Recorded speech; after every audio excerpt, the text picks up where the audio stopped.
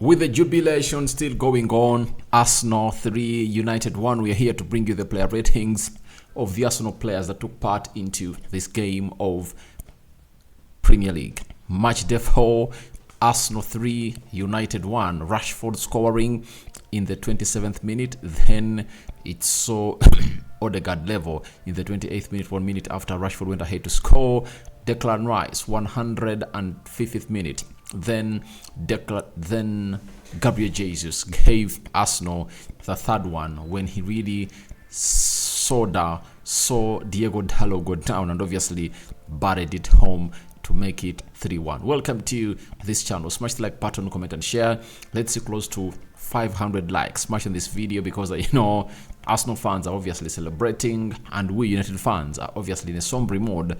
But I've always told you that we are losing. I knew that we were going to lose because we never had enough players. Our bench was weak. And if at all you are asked, how did Arsenal win this game of football? The answer is the bench. When you look at the bench of Arsenal and the players they brought on field of play and those that really remained there, it shows you that this game was all about the bench and Arsenal went ahead to win. Now, let's get into the player ratings of all the 15 players that took part into this beautiful game of football as Arsenal won it by 3-1 at the Emirates. Now, the first person to talk about is the goalkeeper, Aaron Ramsdale. I think he had to do what to do.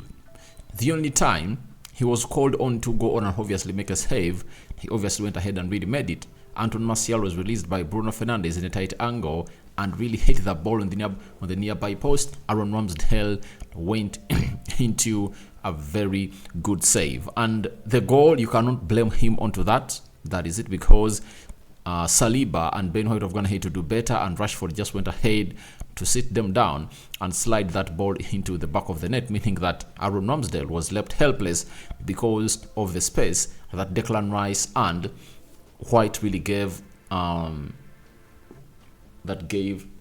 Rashford, because Marcus Rashford is not a player who thrives when it comes to tight spaces, and every time he finds space, because he's a lightning quick player, obviously he just gets that ball into that space and hits it into the back of the net. That is Marcus Rashford for you, and puts it into where you want it. Now, I'm giving him a 7 out of 10 because I believe he would have gone ahead to keep a clean sheet if at all Saliba and Ben White closed down Rashford very, very well. So let's go to Benjamin White.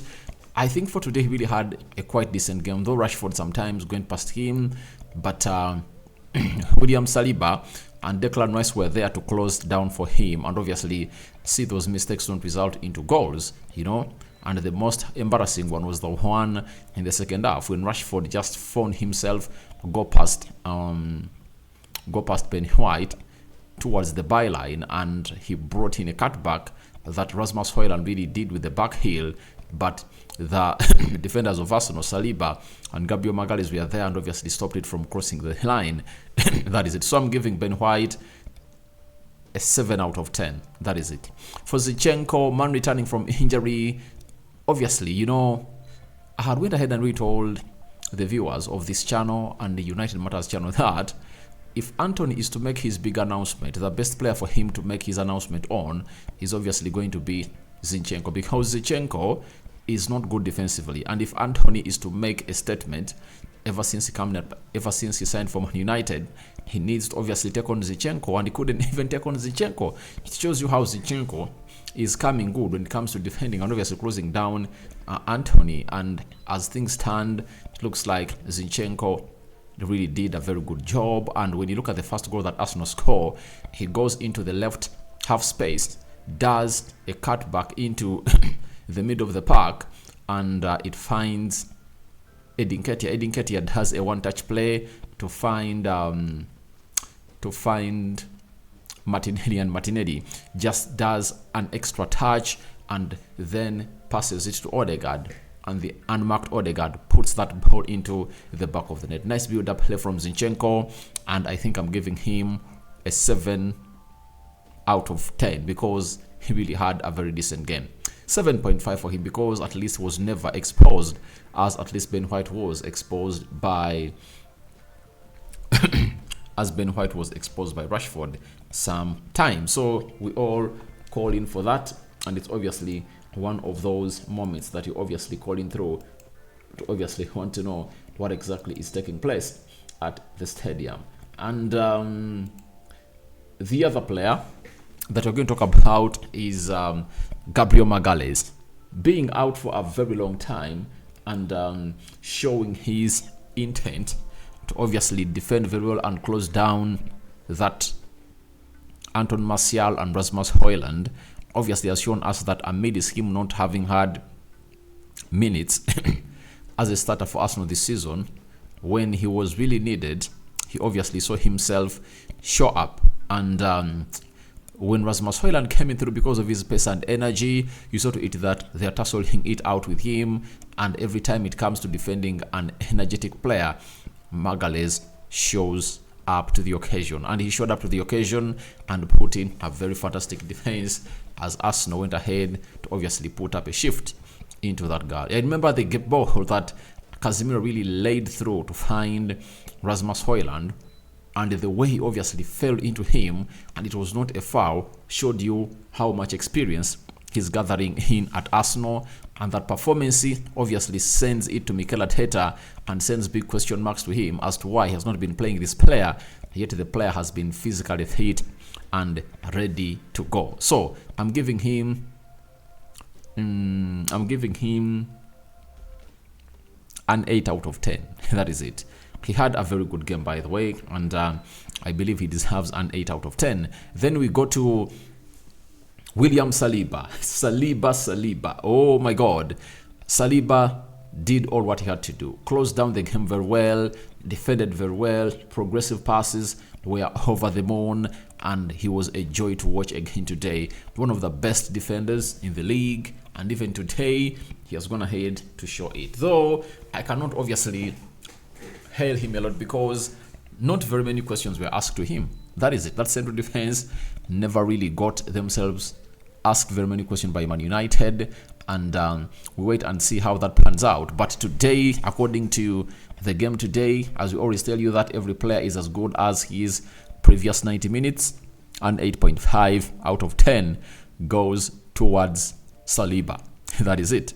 Then we go to Declan Rice. You know, he had a very decent game and ever since that game of Crystal Palace, I think Declan Rice is imposing himself in the game of Arsenal. And I now know why he had not obviously gone ahead to fit in a glove in there, because he had not gotten to know the chemistry flow of that midfield of Arsenal. But it looks like the 3 games that he has gone ahead to play with Odegaard and Kai Havertz as the midfield 3 of Arsenal, the chemistry is building up left, right, and center, and his energy levels are obviously increasing and showing us what he was bought for at Arsenal. You know, at a point X, if I told you at Declan Rice, all what you want is to score in a game like this. That is it.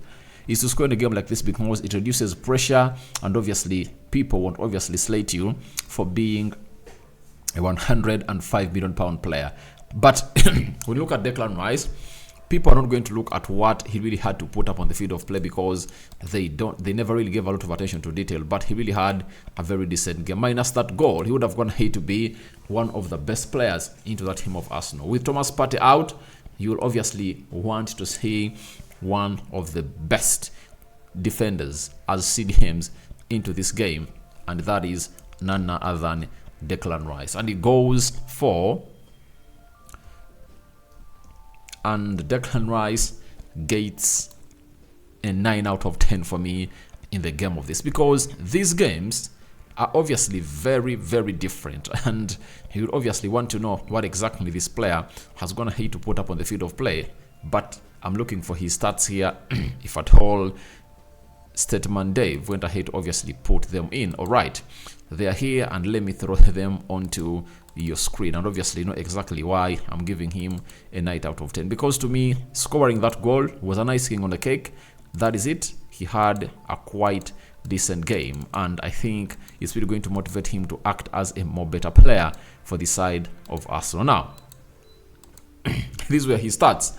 88% passing accuracy, 85 touches, 64 out of 73 passes completed, 5 ball recoveries, 3 LGOs, one goal, and it was the winning goal. He also had lots of blocks that he put up on the field of play, and that obviously takes him to the level of being that kind of player that Arsenal bought in for. And you never know, he'll obviously come more good as the season goes on. That's why I told you that even Kai Havertz, I'm not judging him after 4 games. I'm not, because I know he's obviously going to reach a level of becoming good. So after 10 games, you'll obviously see the real shape of this Arsenal team, and obviously Kai Havertz would have gone ahead to obviously show us that he's really ready to take on the mantle.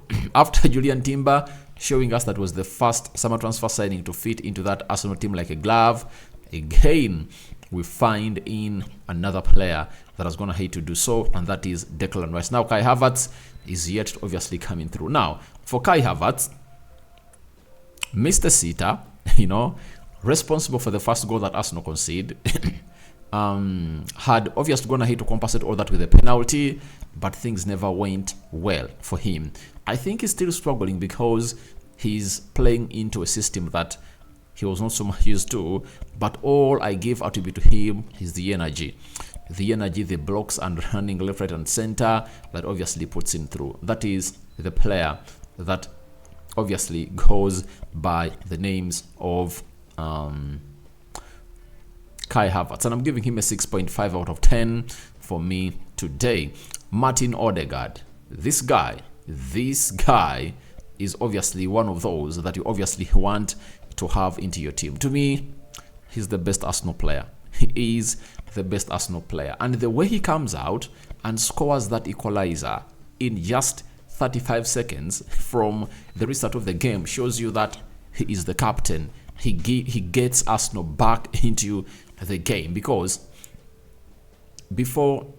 after that goal went in through, Arsenal never scored any goal until some more 70 minutes plus. That's when Arsenal went ahead to score another goal. So it shows you how good and important this goal was, and it kept Arsenal into the game.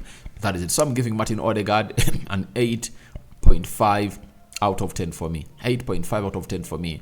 We go to Bukayo Saka, another player who had a quiet night, and one moment that would have gone ahead to obviously redeem his night was obviously denied to make count by Andre Onana when he put in a very good save when he almost had a keeper to beat, and obviously never made it count. So Dalot pocketed him very well. He was not that kind of player as he always been. As I told you at the beginning of the game, that Dalot is obviously going to pocket this guy, because Dalot, to me, I see him as a more defensive player, and a more offensive and defensive player. He balances the two aspects. That is it. So he put in a shift that was always required, and Saka really looked ugly on the day, and I'm giving him a 6.5 out of 10.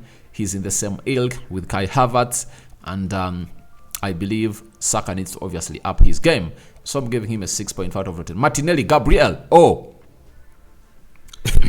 If it was not for the goodness of Aaron Wan-Bissaka when it comes to 1v1 situations, trust me, Martinelli would have gone ahead to put up what we call a man of the match performances, because the right side where Bukayo Saka was dead.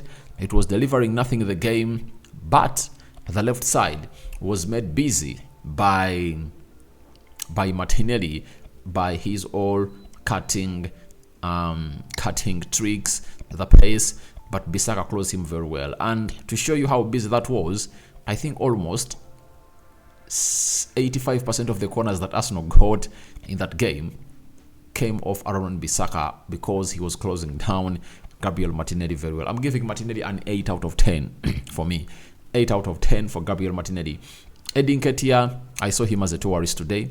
He was a passenger into that entire game of football, and he had nothing to do. And you also don't blame him, because when it comes to chances, he was not created enough chances. And I don't remember him having that clear-cut chance that you obviously say, oh, that is Nketiah, and he would have gone ahead to obviously score it all. Maybe blame him.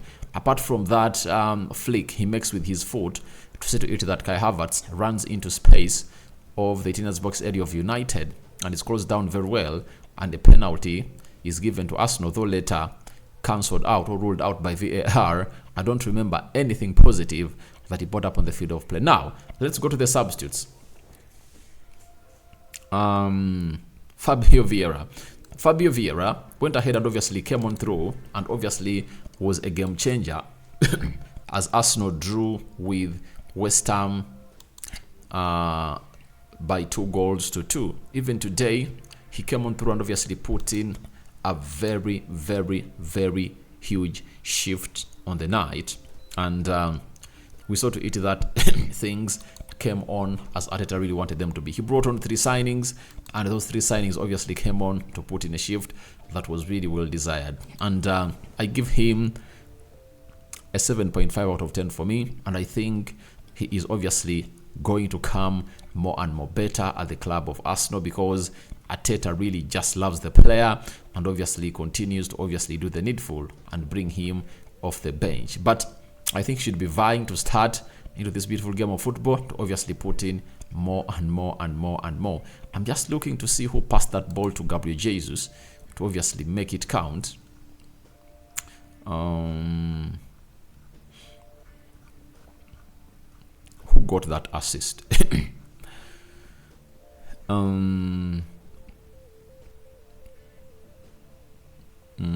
Jesus put the cherry on the cake. Who put together a counter of their own? The ball is thread to Jesus.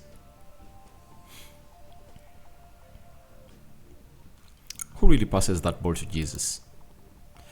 Who passed that ball to Gabriel Jesus? That's the big question. And I would love obviously to know who that person was before he put down Delo onto the pitch. So Fabio Vieira, 7.5 out of 10 for me. We go to another that came on through. It was Tomiyasu. Obviously provided that solidity into that left back position, and he was composed, and I'm giving him a 7 out of 10. Gabriel Jesus scoring the 3rd goal, obviously putting in a shift that you obviously want to go to and obviously do the needful.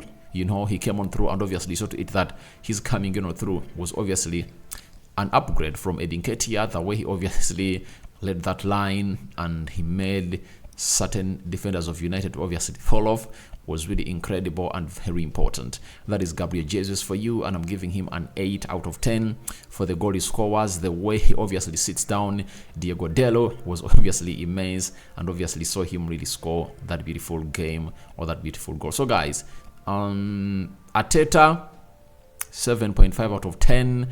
And my man of the match is Declan Rice. That's it. Declan Rice wins my man of the match. So let me know who your man of the match is into this fixture. Rokani David remains my name. I cover you all in the precious blood of Jesus Christ. May the living to God bless you abundantly. My Muslim viewers and subscribers. Barak Laufiko. Peace out.